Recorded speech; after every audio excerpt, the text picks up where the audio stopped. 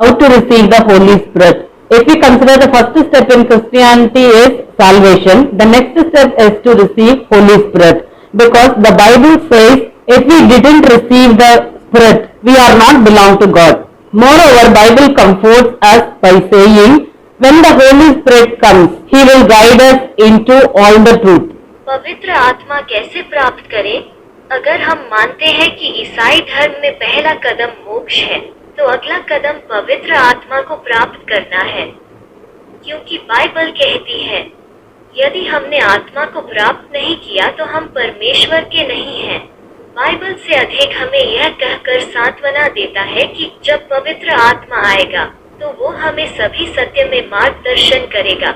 So if anyone wants to lead a victorious Christian life, I will say it starts with receiving the Holy Spirit. As we have seen before, receiving the Holy Spirit is mandatory for every Christian. Only a Spirit-filled person is alive in the sight of God. इसलिए यदि कोई एक विजयी मसीही जीवन जीना चाहता है तो मैं कहूँगा यह पवित्र आत्मा को प्राप्त करने से शुरू होता है। जैसा कि हमने पहले देखा, प्रत्येक ईसाई के लिए आत्मा प्राप्त करना अनिवार्य है। ईश्वर की दृष्टि में केवल आत्मा से भरे ईसाई को ही जीवित माना जाता है। In John 3:5, it is written in the scripture that Jesus answered, I tell you the truth, no one can enter the kingdom of God unless he is born of water and the Spirit. So born of Spirit is mandatory to enter into heaven. यूहन्ना 3:5 में पवित्र शास्त्र में लिखा है कि यीशु ने उत्तर दिया, मैं तुमसे सच कहता हूँ, कोई भी परमेश्वर के राज्य में प्रवेश नहीं कर सकता जब तक कि वो पानी और आत्मा से पैदा न हो। तो आत्मा से पैदा होकर स्वर्ग में प्रवेश करना अनिवार्य है। Okay, you may ask, we are eager and willing to receive the Holy Spirit, but how come do we receive and which way we can try? It is so easy to receive the Holy Spirit. Point number 1 is, God promised the baptism of Holy Spirit to every believer of the last days through Prophet Joel in the Old Testament before 2000 years ago. This was fulfilled at the day of Pentecost. Point number 2 is, God started pouring His Spirit over every believer who longs to receive the Holy Spirit. Point number 3 is, God doesn't expect or keep any qualification other than salvation to receive the Holy Spirit.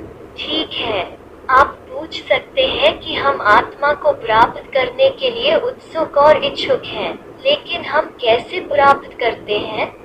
हम किस तरह से कोशिश कर सकते हैं? पवित्र आत्मा को प्राप्त करना इतना आसान है।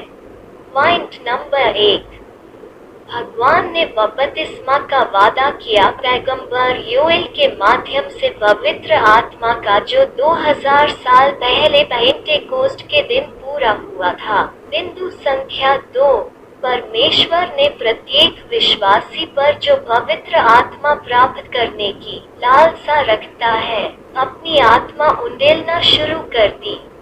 बिंदु संख्या 3, परमेश्वर ने पवित्र आत्मा को प्राप्त करने के लिए उद्धार के अलावा किसी अन्य योग्यता की अपेक्षा नहीं की थी या नहीं रखा था। To receive the Spirit, you must do 2 things. One is to ask for the Spirit, because the Bible says, ask and it will be given to you, seek and you will find, knock and the door will be opened to you. For everyone who asks receives, he who seeks finds, and to him who knocks the door will be opened. Based on these verses, preachers encourages the believers to ask for anything they like. But if you read the entire chapter, you can understand what for God telling you to ask, knock and seek. He is not telling you to ask for any worldly desires, seek for any worldly possessions, and knock for anything that belongs to this world. आत्मा को प्राप्त करने के लिए आपको 2 काम करने होंगे। एक, आत्मा के लिए पूछना है, क्योंकि बाइबल कहती है मांगो तो दिया जाएगा, ढूंढो तो पाओगे, खटखटाओ तो तुम्हारे लिए द्वार खुल जाएगा। क्योंकि जो कोई मांगता है वो पाता है, ढूंढने वाला पाता है, और जो खटखटाता है उसके लिए द्वार खोला जाएगा। इन छंदों के आधार पर प्रचारक विश्वासियों को अपनी पसंद की कोई भी चीज पूछने के लिए प्रोत्साहित करते हैं। लेकिन अगर आप पूरे अध्याय को पढ़ लें तो आप समझ सकते हैं कि भगवान ने आपको क्या कहा। मांगो, खटखटाओ और खोजो। वो आपसे यह नहीं कह रहा है कि आप कोई सांसारिक इच्छाएं मांगे, किसी भी सांसारिक लाभ की तलाश करें और किसी भी चीज के लिए दस्तक दे जो इस दुनिया की है।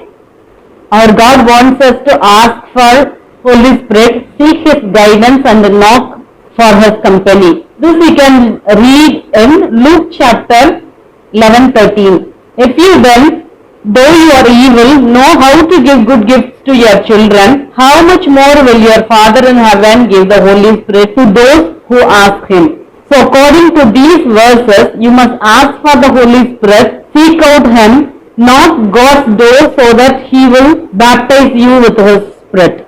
हमारा परमेश्वर चाहता है कि हम पवित्र आत्मा से पूछें, उसके मार्गदर्शन की तलाश करें और उसकी कंपनी के लिए दस्तक दें। इसे आप लूका 11:13 में पढ़ सकते हैं। यदि तुम बुरे होने पर भी अपने बच्चों को अच्छे उपहार देना जानते हो, तो स्वर्ग में तुम्हारा पिता अपने मांगने वालों को पवित्र आत्मा कितना अधिक देगा। इसलिए इन पदों के अनुसार तुम पवित्र आत्मा मांगो, उसे ढूंढो, परमेश्वर का द्वार खटखटाओ कि परमेश्वर तुम्हें अपनी आत्मा से बपतिस्मा दे।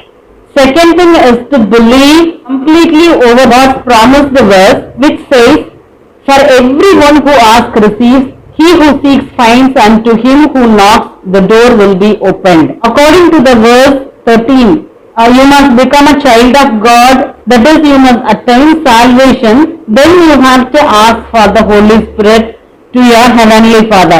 According to verse 9 and 10, God definitely will fulfill your desire.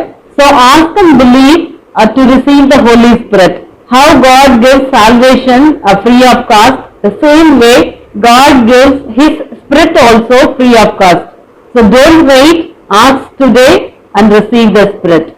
May God bless you till we meet again. दूसरी बात यह है कि परमेश्वर के वचन पर पूर्णतः विश्वास करना है, जो कहता है जो कोई मांगता है वो पाता है, और जो खोजता है वो पाता है, और जो खटखटाता है उसके लिए द्वार खोला जाएगा।